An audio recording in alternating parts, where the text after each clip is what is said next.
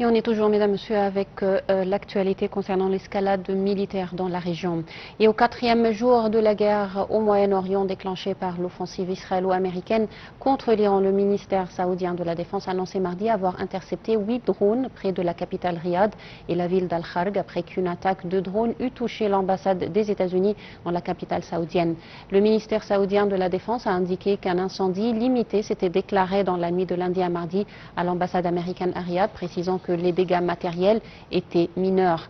L'ambassade a confirmé cette attaque et a annoncé qu'elle fermait temporairement le département d'État américain, a ordonné le départ de tout son personnel diplomatique non urgent d'Irak, de Jordanie et du Bahreïn.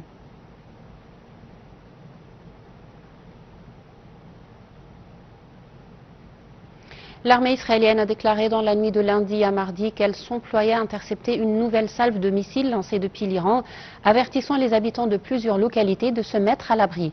L'armée a indiqué peu après minuit local avoir identifié il y a peu des missiles lancés depuis l'Iran en direction du territoire israélien, ajoutant que les systèmes de défense sont en action pour intercepter cette menace. L'armée libanaise a retiré des militaires qui se trouvaient dans plusieurs points du sud du Liban, près de la frontière avec Israël, à la suite de l'infiltration des troupes israéliennes. Selon une source libanaise, l'armée a redéployé ses forces dans plusieurs points où elle s'était récemment positionnée dans le sud à la suite de l'escalade israélienne. Les effectifs libanais, qui sont au nombre de 8 à 9 personnes dans chaque point, ont regagné leur unité de base pour sauvegarder leur sécurité.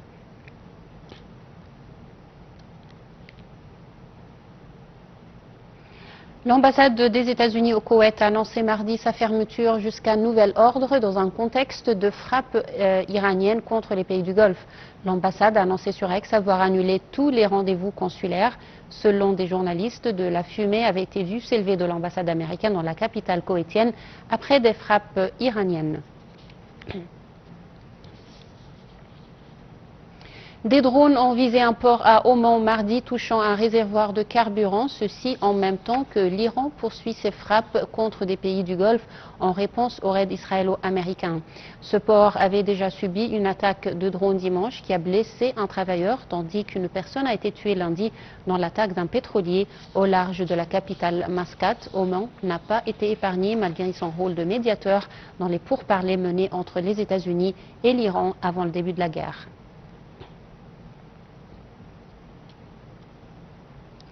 La chute de débris de drones mardi a provoqué un incendie dans une zone industrielle pétrolière à Fujairah, aux Émirats arabes unis, selon les autorités locales, au 4e jour des frappes iraniennes contre les pays du Golfe.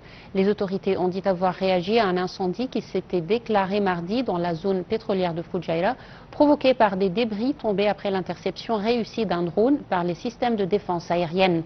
Aucun blessé n'a été signalé, l'incendie a été maîtrisé et les opérations normales dans la zone ont repris.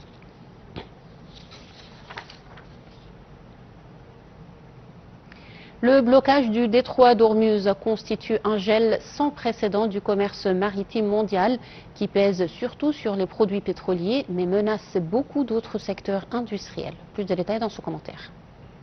Le détroit d'Ormuz permet les exportations de produits pétroliers et gaziers des pays du Golfe. C'est un point de passage clé du commerce de pétrole. Un quart du pétrole mondial et un cinquième du gaz naturel liquéfié y transitent. Mais l'accès au détroit d'Ormuz n'est pas primordial sur la grande route Asie-Europe, car le chemin se finit aux abords du Koweït, de l'Irak et de l'Iran. Sur la carte Marine Trafic, où l'on peut suivre le parcours et l'avancée des bateaux à travers le monde, on discerne des groupes de bateaux, surtout des pétroliers, à l'arrêt tout au nord près du Koweït, mais aussi près de Dubaï, ainsi que la présence de la flotte de commerce iranienne devant le port iranien de Bandar Abbas sur l'autre rive du détroit. Plusieurs autres groupes distincts de bateaux stationnés sont visibles juste avant l'entrée du détroit d'Ormuz. Dans le sens de l'exportation, outre les produits pétroliers et gaziers, dont sont issus les engrais et les plastiques, le Moyen-Orient compte pour 9% de la production mondiale d'aluminium primaire, dont la quasi-totalité est exportée. Pour la liaison Europe-Asie, les bateaux n'empruntent plus non plus le passage par la mer Rouge et le canal de Suez en raison de craintes liées à la reprise d'attaques de Houthis, alliés de l'Iran. Il faut compter une dizaine de jours de mer de plus en passant par le cap de Bonne-Espérance, au bout de l'Afrique du Sud, et un surcoût d'environ 30%. Le pétrole conforte ses gains mardi au lendemain d'une flambée des cours de l'énergie, tandis que la bourse de Séoul a dévissé de 7% à l'unisson d'un repli des autres places asiatiques suspendues au développement de la guerre au Moyen-Orient. Les détails dans ce commentaire. Après s'être envolé de plus de 6% en clôture lundi, les cours du pétrole continuent de grimper. Vers 6h30 GMT, le baril de Brent de la mer du Nord gagnait 2,43% à 79,65 $ et le baril de WTI nord-américain prenait 1,90% à 72,58 $. Les marchés de l'énergie avaient connu la veille un choc mondial avec une flambée des prix du pétrole et du gaz, la guerre au Moyen-Orient menaçant une région cruciale dans la production et l'exportation d'hydrocarbures. À la bourse de Séoul, où reprenaient les échanges après un lundi férié, l'indice vedette Kospi a lâché en clôture 7,24% à 5 791 points, plombé par un effet de rattrapage.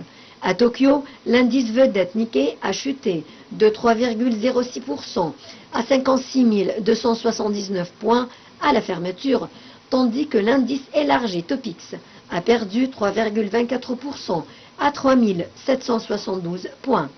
Sydney a abandonné 1,34%, Taipei 2,20% et l'indice hongkongais Hang Seng cédé 1,13%. Les compagnies aériennes bousculées par la fermeture du ciel au Moyen-Orient ont pâti, comme Japan Airlines et ANA. L'énergéticien japonais TEPCA, importateur de gaz, a lâché 4,55%. Traditionnel refuge des investisseurs face aux incertitudes géopolitiques et au risque d'inflation, l'or maintenait ses gains, se stabilisant à 5 307 $ l'once.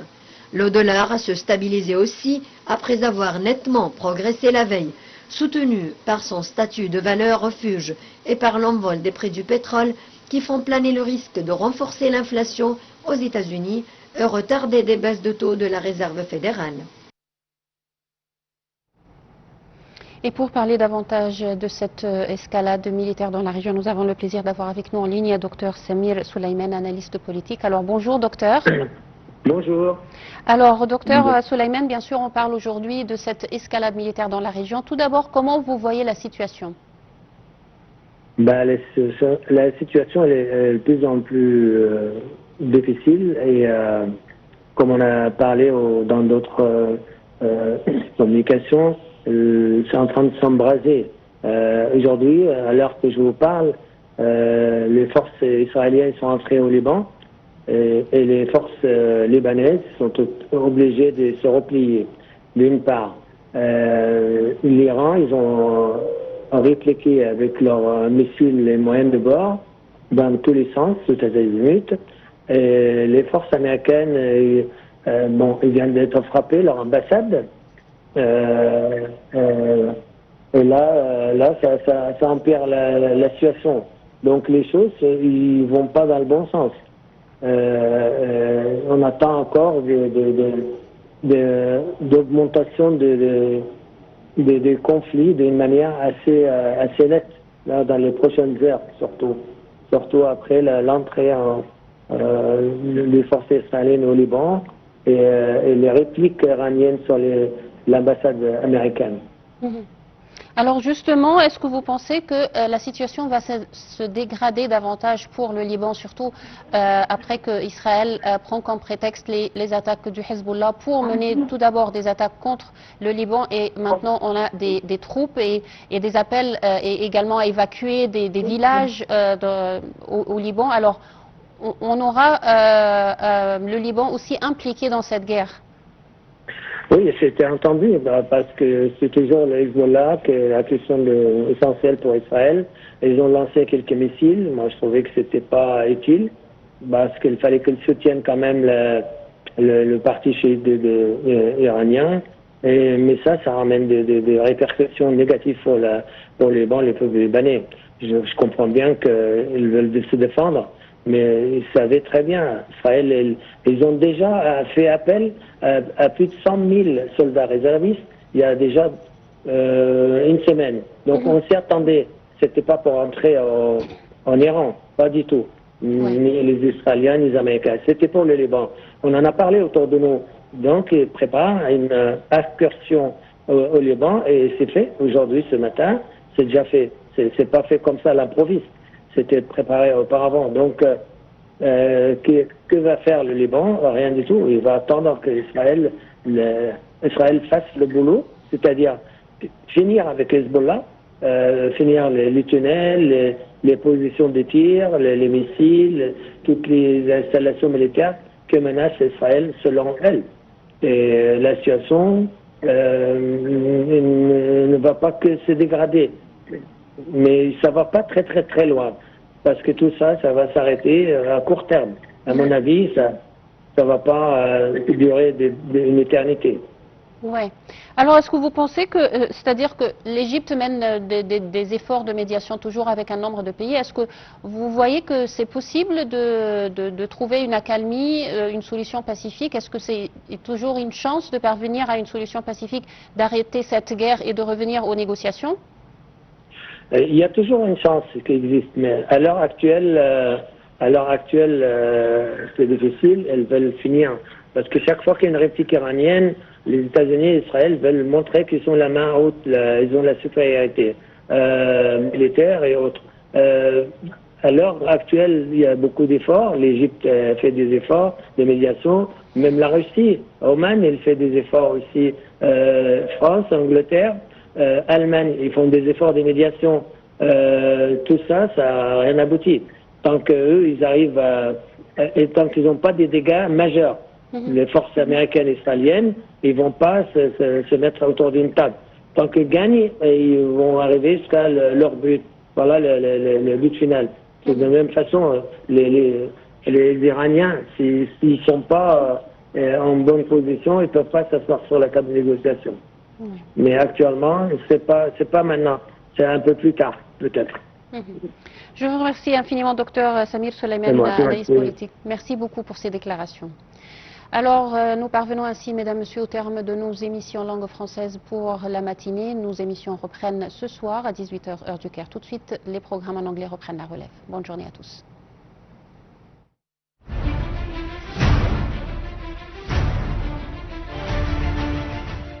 International law and international humanitarian law